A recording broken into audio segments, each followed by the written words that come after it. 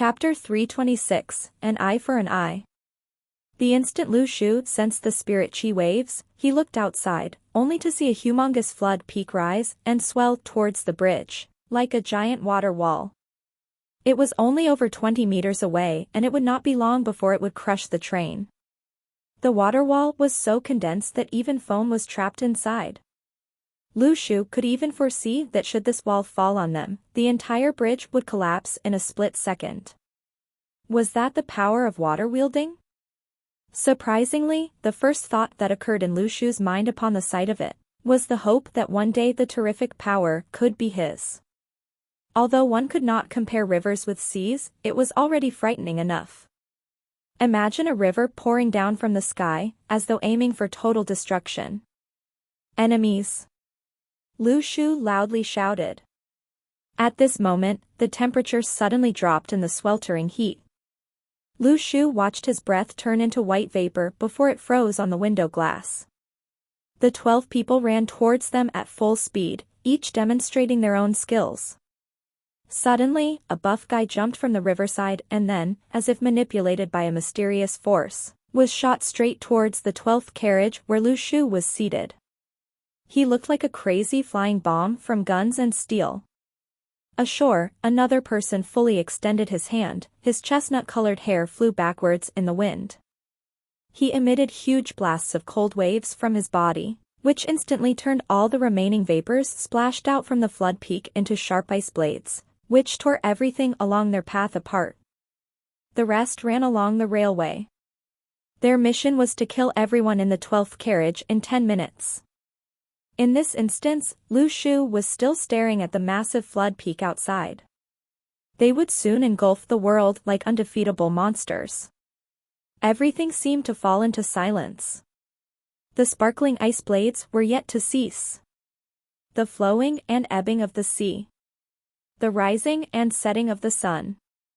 Gone and returned with the wind.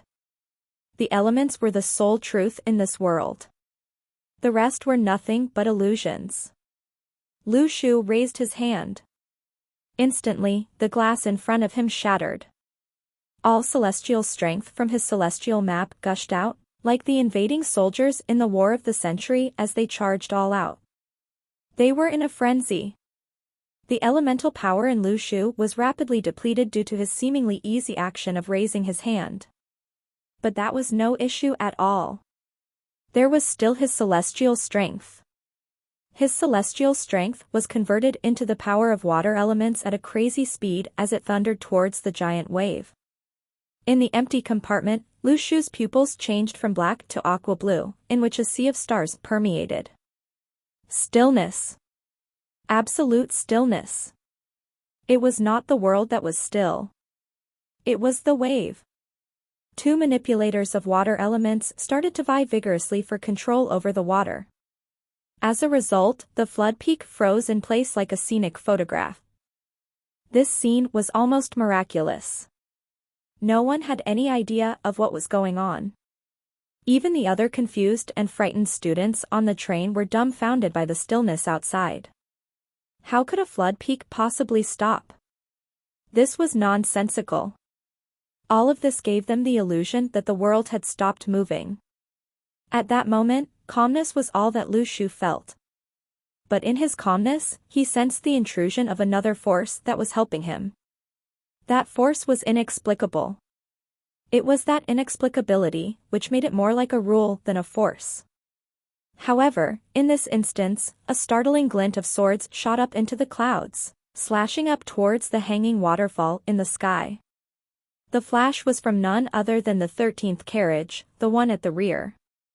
The gash cut through the full length of the flood peak, as it almost tore the world apart. The universe also faded, as though all the stars and galaxies had been slit open. Suddenly, a mysterious force shattered every piece of the last two carriages. To everyone's astonishment, a person in a black cloak rose to the sky and something in the river fled for their life. Under the cloak, Nia Ting sneered, his handsome face covered in frost, "You made me wait for too long. We, the Heavenly Network, have 21 lives waiting for you in the netherworld. An eye for an eye, a tooth for a tooth." The glare of the sword was as cold as snow. It could seemingly freeze all the rivers in the world. As though there appeared a gigantic rock out of thin air, the torrential yellow river was divided into two. Lifeless, a chopped human form suddenly revealed itself and flowed downstream with the current. This left Nie Ting hovering alone in midair, while his cloak flapped in the shrieking wind. Class A. That was the flight ability attainable only in Class A. The remaining 12 took to their heels as soon as they saw Nie Ting.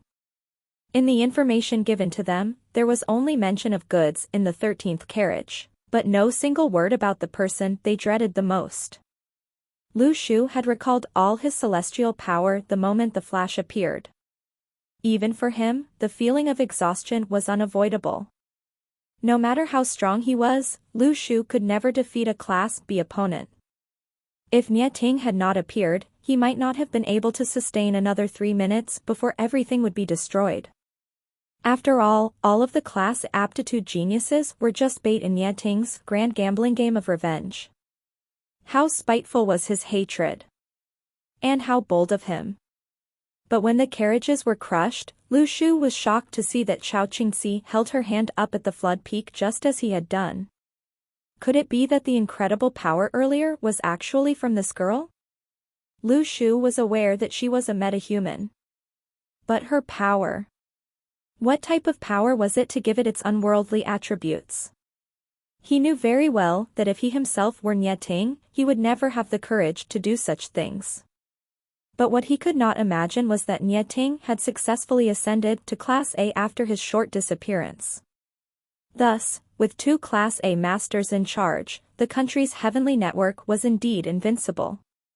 But the problem was, for someone as superior as the leader of the heavenly network, why did he keep playing the role of an assassin? It was damn scary. The raiders might have expected to meet a heavenly king there, but never had they ever anticipated Nie Ting, who had just returned to the capital but suddenly appeared on a train moving up north. Moreover, he had long since hidden in the 13th carriage. Their false information had also led to their ignorance of Nie Ting's ascension to Class A. Truth be told, Lu Shu was rejoiced that Nie Ting was on the train. Had he not been there, it was too risky for him to confront a Class B head-on. If his celestial power was completely drained, he might need to rely on his physical strength in the fight. If he had been brought into the water by the flood peak, his chances of survival would have been extremely slim, given the Class B abilities of his water metahuman opponent. Nie Ting finished the 12 people neatly and quickly. After he was done, he flew back above the bridge and told Chao Qingxi calmly, "Remember to file a report on the hidden metahuman's power." Then, he turned to everybody, "Everyone, there will be people coming to fetch you. See you in the capital." After he finished his sentence, Nie Ting soared into the sky, immediately disappearing into the horizon. Exhausted, Lu Shu sat on the bridge and thought to himself, did Nie Ting not notice his use of water metahuman abilities just now? Or did Chao Qingxi cover for him? Chapter 327, Gains. The train stopped after the fight. Although the damage to the last 2 carriages were not serious enough to interfere with the smooth operation of the rest of the train, the staff did not dare to drive it any further. Only passengers in the 11th carriage saw the gigantic flood peak just now. But that carriage was a dining section and most passengers there were train personnel, who would not cause much trouble. Other students from the Daoyuan class obediently retreated to the riverside, waiting to be picked up by the heavenly network. However, at that moment, everyone was startled by a scream. When they turned, they saw Lu Shu falling into the river, as if he had failed to maintain his balance. But no one was close enough to catch him. Lu Shu fell into the river with a loud splash. What happened? The people around were utterly confused. "Let's go down to save him," a group ran down the slope, but Lu Shu failed to emerge from the river.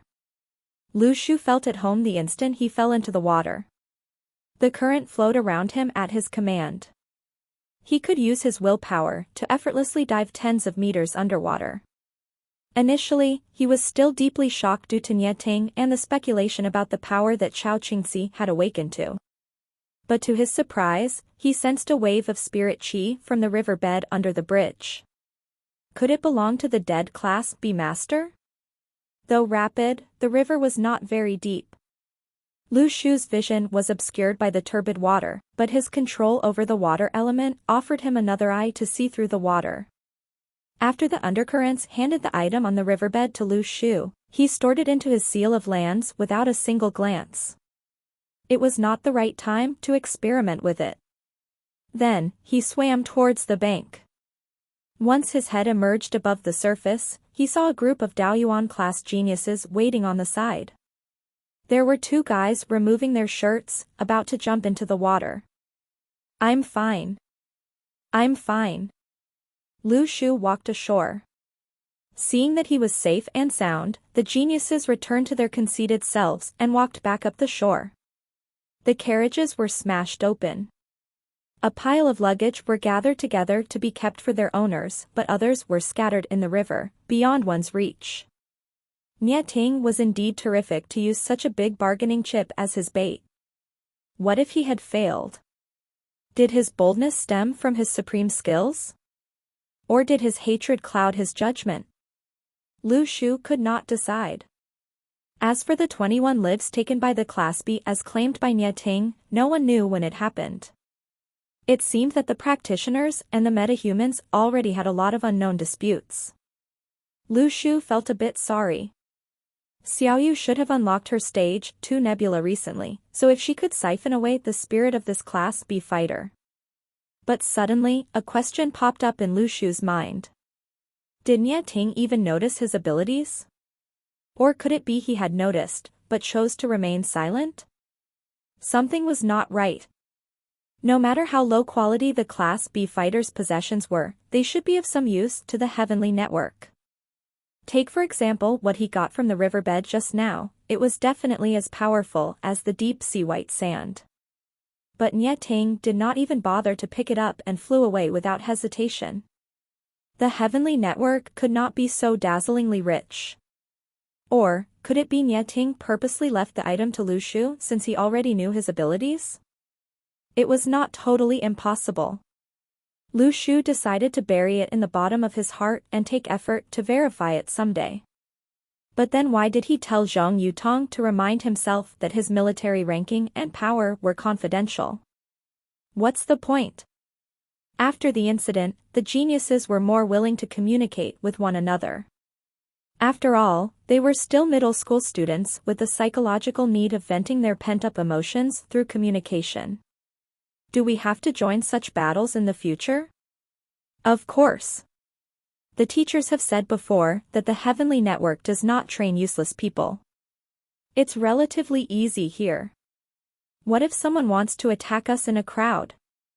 How do we tell whether he is a good or bad guy? Lu Shu was happy that those geniuses were quite naive. He laughed, based on his background music, of course. From Chang Qiuqiao's Distress, plus 101. From Screw your background music, do you think you are watching a TV series? After 3 hours, a fleet of motorcars finally came to take the Daoyuan-class geniuses to the capital. Lu Xiaoyu rubbed little fury at home and held a grudge about Lu Shu's refusal to bring her to the capital. Suddenly, her heart shuddered, the abrupt increase in her rubbing strength made little fury scream in pain. But that shudder was quick to come and quick to go as well. When she called Lu Shu, he could not be reached too. This made Lu Xiaoyu really want to give the old man Li Xianyi a call and drag him back from overseas to save Lu Shu. Although she had no idea where Lu Shu was, the old man surely knew. What Lu Shu was not aware of was that Lu Xiaoyu had already called the old man's emergency line a long time ago. Their conversation was not that meaningful, but the old man was very pleased to receive Xiaoyu's call. At first, the phone was safely kept by Auntie Lu. But now, the old man brought it with him wherever he went.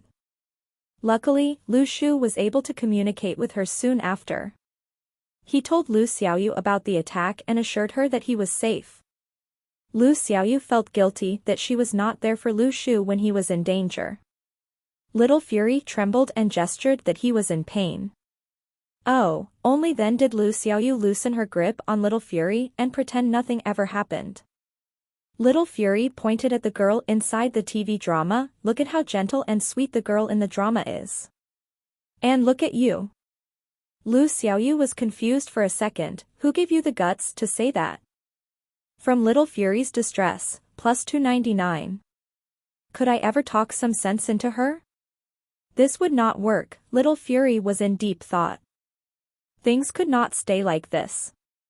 Otherwise, Lu Xiaoyu would have rubbed him to death before he was crowned the Squirrel King. Honestly, he suddenly started to miss Lu Shu. Although that fellow kept forcing him to do homework every day, he would never inflict physical abuse. I must think of a way. He took out a notebook with all seriousness and started writing with a pencil between his arms. Girls must be more gentle. You see, other girls speak with softness and even their way of speaking is so cute, like going to eat, Simonida, going to sleep, Simonida, going to shower, Simonida, going to drink, Simonida. People surely like these kind of girls. Lu Xiaoyu sneered on the sofa, her arms folded. I can, too. Little Fury was shocked. Huh? Shut up, Simonida. From Little Fury's distress, plus 666. Chapter 328, A Misfit. The place where the incident occurred was actually not very far from the capital, only 4 hours by train. But the location was slightly tricky as it was hard for the Heavenly Network to deploy any emergency assistance there, in a timely manner. Moreover, after the completion of their mission, the opponents could easily go downstream with minimal delay, leaving almost no trace behind for the Heavenly Network to track. However, they had made a very serious mistake and had lost their lives. The air was suffocatingly tight aboard the military truck. Everyone was slowly putting back on their airs, but Lu Shu was still pondering whether Nie Ting's help was intentional. His own take was a yes. First of all, he was not someone who always took chances. It was never wrong to expect the worst and strive for the best. To Lu Shu, it was his positivity towards life, always think about the worst-case scenarios but never lose hope. If Nie Ting had indeed intended on helping him hide his power and even give him a magical item of the same level as deep sea white sand, then he must have even bigger plans for Lu Shu later on. But the thing was, as a Class C strength type newbie, what was the use of him even if the other party was aware of his double awakening? The truck drove straight to the capital station. A person from the Heavenly Network jumped on board. Surrender all your personal belongings, including your wallets, handphones and weapons, now. Remember what I said, all your belongings. Some people were reluctant. We are here for progress report, not imprisonment. Why must we hand up our phones? The Heavenly Network person smiled. Don't worry. All of you will be the future mainstays of our Heavenly Network. I won't mind if you want to remember my face and give me a hard time then. But right now, you have to do as I say. Else, I will take it as your withdrawal from the Heavenly Network. Everyone's face froze. Actually, all of them had been reminded by high position masters like Xiong Yutong to behave and not to disgrace their hometowns. Everyone was clear that they were in the capital for some assessment. Could it be the start of the assessment already? At the train station? To help other people carry their bloody luggage? Despite their grudges, they still had to do as instructed. Now, they were wondering, would the unauthorized possession of items be reflected in the performance report too? Originally, as Class A aptitude geniuses, they could even obtain Class D techniques without any military contributions. Thus, they had the feeling that they were receiving special treatment in the Heavenly Network. All of them thought that such treatment would continue in the capital. But the reality showed otherwise. Despite being described as the future mainstays, they were clearly not being taken seriously at the moment. After everything had been surrendered, the person smiled. Very good. These items can be claimed after the completion of your task. Someone hesitated. Task? What task? The task is to survive 15 days in the capital on your own. No restrictions on what you can do. Now, alight, everyone, then, the person got off the truck. After everyone had alighted, the truck drove away. No teachers, no friends, no communication devices, no money. How to survive 15 days in the capital like this? Didn't he say no restrictions? It doesn't seem a big deal to us.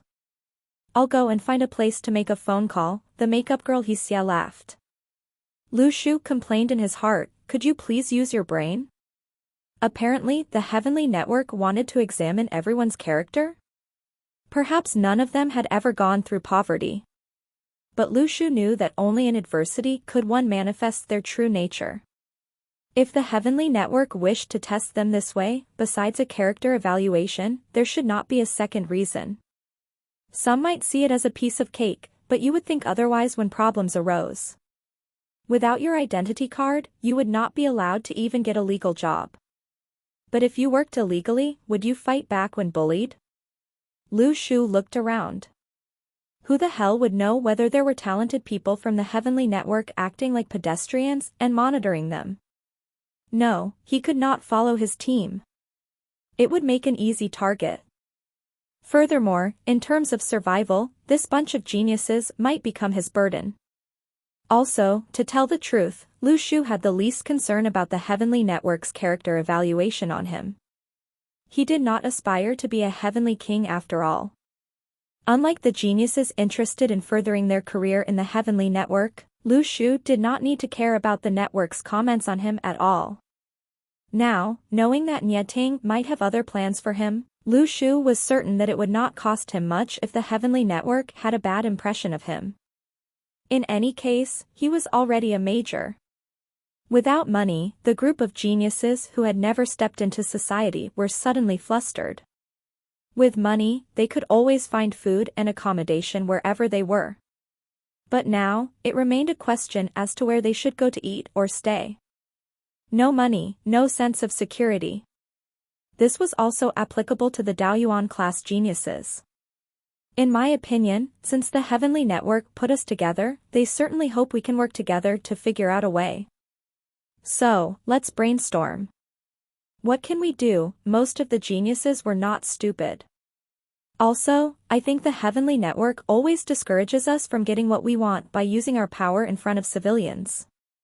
So, we'd better not show our own abilities, someone suggested, maybe this can add bonus points. Ran laughed, how about we state our own strengths? So that we can plan out what we can do. I don't believe a group of geniuses together can be defeated by life. Piano. Piano. Accordion. Painting. The group listed a long string of talents. Unsurprisingly, there were some similarities in the geniuses' families as their hobbies were all about cultivating their temperament. Lu Shu mused, maybe this bunch of kids could really form a band. Then what could he do? Whistling? But they didn't even have any musical instruments. It was Lu Shu's turn, but he did not know how to play any instruments. While other people were all talking about Western instruments, would it be too degrading if he said he could whistle? Lu Shu went quiet. Ran urged, what is your talent, Lu Shu? He pondered for a while, breaking a rock with my chest? This should be high level enough? However, everyone else almost choked on his reply. Why did he seem like such a misfit among them? Chapter 329, Cheating. The group of geniuses were amidst a heated discussion about how to make their ends meet. One proposed to join a band at a backseat pub, another suggested private tuition, but its payment would take longer. However, why would anyone hire some amateur kids? Their standard was far below that of professional musicians. Lu Shu did not want to waste his time hearing them out. Ever since he expressed his talent of breaking rocks with his chest, the rest seemed unwilling to include him in their discussion. He was a misfit. Chao Qingxi did not speak a word throughout the entire discussion. Still quiet, she saw Lu Shu walk towards a newsstand. Hey, I want to make a call, Lu Shu shouted at the newsstand owner. The middle-aged man looked up at Lu Shu and wondered who would still use fixed-line phones nowadays. Even he seldom touched it. But Lu Shu looked like an ordinary student, not a migrant worker. Maybe he had his phone stolen. Lu Shu recalled the number with incredible memory and dialed the phone immediately. The call was picked up at once and a voice called out in surprise, "Hello? It's me, Lu Shu, calling." Zwan, quickly come and fetch me at the train station. Be fast and be cool, Lu Shu said. Brother Shu. Zwan was pleasantly surprised. You are really in the capital for progress report? Wait a minute, I'm on my way. Lu Shu stood in front of the newsstand after he hung up the call. The owner cast a brief glance at him, 40 cents per minute. I've got no money, Lu Shu replied with great confidence as he stood outside the door of the newsstand. From Wang Bin's distress, plus 99. Before the owner got angry, Lu Shu said, my friend's coming in a minute. He will certainly pay. After he heard that, the owner did not question further as he thought Lu Shu did not look like a rascal. On the other hand, the geniuses continued to discuss with full enthusiasm, tonight we can stay in the ticket hall. They have chairs. Plus, it shows we can endure hardships, doesn't it? I don't mind. How about tomorrow then? The thing is we can't even afford our dinner. Shall we go carry luggage or something? Carrying luggage is such a brainless job. Through that the heavenly network can't see our intellectual abilities. Will that be a minus point? In the end, no conclusion was reached after the long discussion. Actually, it was a well-known fact that in business, the number of decision-makers in the team should not exceed 3. Otherwise, they would be screwed. At present, although the geniuses were quickly bonded together by adversity and let go of their pride and indolence, the question still persisted, as no one could be convinced by the others. Each and every one of them wanted to do something impressive to capture the attention of the heavenly network. As the result, there were so many voices, but no consensus. Lu Shu only looked at them cheerfully. Out of the goodwill of including Lu Shu, Iran tried to engage him. Lu Shu, come and join the discussion. It's fine. You can discuss among yourselves. Other people were a bit annoyed by Lu Shu's attitude. Why was everybody trying so hard to think of a plan, but he, for whatever reason, chose to wait and reap the fruits of their collective wisdom? However, in less than 20 minutes, a luxurious car roared past and stopped nearby. Stunned, all of them could only stare as Lu Shu sat next to the driver after greeting the person in the car. He can do this, someone was in shock. This is absolute cheating. No wonder Lu Shu refused to join their discussion, because he had already found his way out. Why do I not have any friends in the capital? Begrudge him for what? My uncle is in the capital too. But think about it, how will the heavenly network think of you if you rely on external help to pass the assessment? Indeed. An assessment is an assessment. How can one go with the shortcut? I expected better from him. But it is better to not play this kind of trick in the face of the heavenly network. Wait. You said your uncle was in the capital. Can you remember his number? No, in the modern age, who would actually remember other people's numbers besides their parents or lovers? That person was actually boasting when he mentioned his uncle in the capital. He did not even know where his uncle stayed, let alone his number. Someone said in a sour voice, but Lu Shu remembered. As for Lu Shu, Zwan was a bit curious. Brother Shu, it's pretty obvious that they want to assess your character by taking away all your stuff. Are you sure it's okay that you are cheating like this? It's fine, Lu Shu could not care less. I'm interested in neither the heavenly king, nor the chief manager of some state. What's the use of a good character record? Indeed, Zwan paused for a second. Brother Shu, I'm so touched to know that you actually remembered my number. Of course, we are friends. Lu Shu laughed. After all, you promised to take care of my food and accommodation, didn't you? If not, honestly I might not have been able to remember it at all. Where are we going now? Lu Shu asked. I'll show you the prosperity of our capital, of course. There will be feasting and revelry too. Lingjing Lane, the capital. Though the name of the lane was absent in all existing documents, its existence was real. At the end of the narrow lane there was a different world altogether. Despite the seeming lack of pattern, the arrangement of the buildings exuded a sense of completeness. Endless routes hidden between the eaves and houses that extended in all directions with an air of tranquility. Further down the road, in a corner there was a staircase that led underground. The staircase was unguarded, as though the people inside were unconcerned about any uninvited visitors. One of the underground buildings was extremely spacious and futuristic, with one wall as tall as 4 meters and more than 10 meters in width, installed with a giant screen. Numerous monitor recordings were shown on the screen. In the center of the room located a control panel with buttons and joysticks, which seemed to be used to control all the images on the screen. At that moment, Nie Ting sat quietly in front of the control panel and stared mindlessly at the screen in front of him. It was as if he was looking at something, but at the same time nothing at all.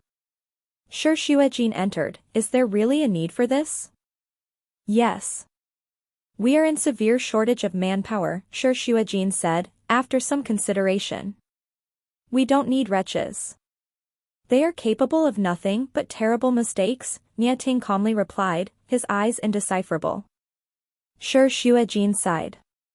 What he meant was that character building could be trained and practiced and that it was too absolute to throw the baby out with the bathwater like that. After all, those were all class aptitude geniuses with the potential of ascending to the top. To give up any one of them would be a great loss to the cultivation realm. In this aspect, Shi Xuejin disagreed with Nie Ting, but he still respected Nie Ting's choice. Without saying anything more, he sat beside Nie Ting quietly and indulged in his reading. To Shi Xuejin, reading was more important than anything else. The scenes on the screen were constantly changing. For an outsider, they might think that Nie Ting only sat there staring into the blank space. But the scenes were continuously projected into his unfocused eyes, as though nothing could escape his attention. This room had long been a secret of the heavenly network. The only thing that was made known was that all information was handed to Shi Xuejin, who would bring it to Nie Ting inside. People were only aware that Nie Ting's power was ranked third in the entire world, and that his hard-fought combat abilities from his cultivation were terrific. However, it never occurred to anyone that someone like him would awaken to other incredible powers again. Really, no one was willing to entertain the thought. He was already scary enough. Had he awakened again, it would be indeed unimaginable. Suddenly, Nie Ting pointed to a footage in the bottom right corner of the screen. Chen's kid drove Lu Shu away. Undisguised cheating. Shi Xuejin cast a glimpse at him and smiled. Why so much attention on him? Nie Ting did not reply. You think that he can become the 9th? Shi Xuejin's interest was elicited, but he resorted to such a foul means. What will you do? Nie Ting removed his eyes from the screen, sighed heavily and gathered his cloak together. The apocalypse is coming. It's not good if one always abides to conditions. Also, taking foul means doesn't mean he has no principles. It seems you really have high expectations of him, Shi Xuejin smiled, but I don't think you will succeed. Have you not noticed that he seems unconcerned about what he's got in the heavenly network at all? Chapter 330, The Club. When Xuan mentioned feasting and revelry, Lu Shu's heart was itching. Although he did not plan on doing anything, he had never been to those places after all. It was normal for one to experience a surplus of hormones in his puberty years. But Lu Shu actually had no guts for anything, even if he was told to do it. Conflicted, Lu Shu sat in the front passenger seat and thought, if they were really heading to that kind of place, how could he pretend that it wasn't his first time there? That was the burning question. However, their final destination was a rundown factory-looking building, situated in the suburbs. There were even weeds outside its courtyard. Lu Shu was confused. Why did this not seem right? At the entry, Lu Shu suddenly saw 6 security guards standing in the yard. A young man, dressed in a Chinese cotton shirt, was sitting next to them with his eyes closed, composed. To Lu Shu's surprise, there were energy waves from the young man. After the car stopped within the gates, Chen Zuan lowered his window and flashed his VIP card. Only when Chen Zuan showed up, the young man opened his eyes and smiled at the latter, but still remained seated. He was probably the coolest security guard Lu Shu had ever seen. Chen Zuan murmured, though he's a Class D metahuman, strangely the Heavenly Network doesn't pay much attention to him. Actually, that's pretty normal, but people like him who dare to walk around brazenly are still a rarity. If you don't think he's self-conceited enough. Before I got promoted to captain and ascended to Class D with my rewards, he wouldn't even bother to greet me, Chen Zuan complained. After the incident at Salt Lake Remains, the greatest credit was given to Lu Shu in the end. But Chen Zuan was already fully satisfied, his ranking as a captain was enough for him to hold his head high. Lu Shu nodded. As the saying went, one who is too clever has no friends. Before he got in touch with the real world, his judgment could only be based on the Golden Foundation comments. Now, however, he started to realize that the Heavenly Network did not have full control over every practitioner and metahuman in the country, but what happened to the feasting and revelry? The abandoned factory was rather spacious as it occupied more than 100 hectares of land. Young men and women were gliding to and fro among the buildings, but there were no pretty and cute girls in revealing clothing as Lu Shu had imagined. Most of them were dressed in sportswear. Lu Shu felt cheated. After Chen Zuan parked his car, Lu Shu suddenly heard a gunshot from one of the buildings. The shot definitely did not sound like one from an ordinary gun. Was it a rifle? Brother Shu, you can sign up for membership here too. For practitioners, the card registration is free. Chen Zuan locked his car and smiled. There are no cocktail parties or night performances, all we have are things like guns, boxing, practitioner matches and extreme games. A few years ago in a nightclub, a champagne tower was considered the lowest level acceptable. Now, people are no longer interested in that unfashionable stuff. Lu Shu was dumbfounded for a few minutes. Since practitioners could get free membership, he could roughly guess the function of the place. Speaking of which, they changed their activities to keep up with the new fashion, but Lu Shu had no interest in violence. To Lu Shu, who had already ascended to Class C, those activities had no appeal at all. He still preferred unfashionable stuff. What about those pretty and cute girls? Huh? Chen Zuan brought Lu Shu to the shooting range first, where 2 people were playing with guns.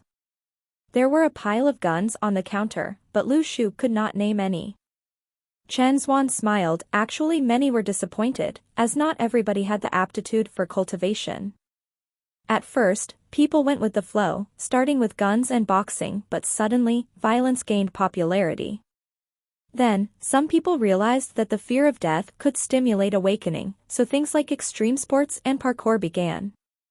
After that, the club has been holding professional training sessions for parachuting, including certificates and scheduled skydiving outside with chartered planes. Would you believe me if I said a girl really awakened to her power while parachuting? Lu Shu could imagine that, since the rest would certainly risk their lives for that slim glimpse of hope following someone else's success. After all, so many people went for arm wrestling with Lu Li. Everything here was challenging Lu Shu's beliefs. Initially, he thought people like Chen Zuan would enjoy alcohol and flirt with pub girls all day, but it turned out that the life of the rich was beyond the imagination of someone as poor as him. However, for an ungifted individual, the chances of awakening might be unthinkably faint. Under the disguise of the dilapidated facade, the interior was very modern, forming a stark contrast with the weathered walls outside. The pavement inside were rather advanced as well, with the road surface made of materials permeable to water. Let's go. Guns are boring, let me show you actual combat, Chen Zuan smirked. Practitioners are the boss here. You'll know it later. Following Chen Zuan, Lu Shu walked towards the innermost factory building. He actually heard waves of cheering inside. Lu Shu took a look inside. Surprisingly, there were as many, if not more, girls than guys. He expected the former to be uninterested in those activities, but the reality showed otherwise. They looked like fangirls of some celebrity. When Chen Xuan entered, one person brightened up and came to greet him. "Good to see you, Xuan. Wanna have a fight in the lower realm?" "Not today.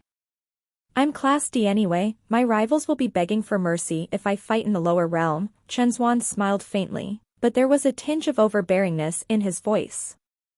Lu Shu cast a glance at Chen Xuan. Look at how proud he was.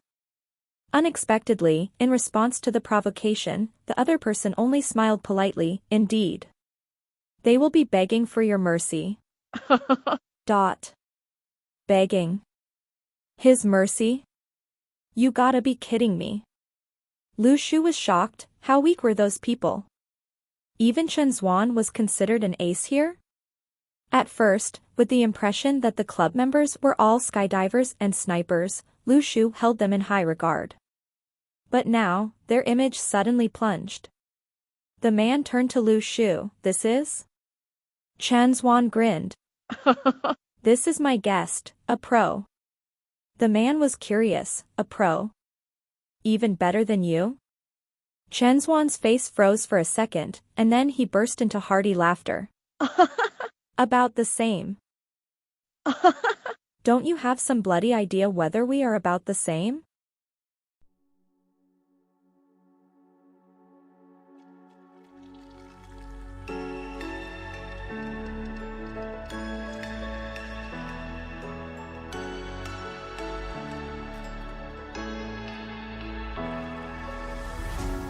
What does it mean to be happy?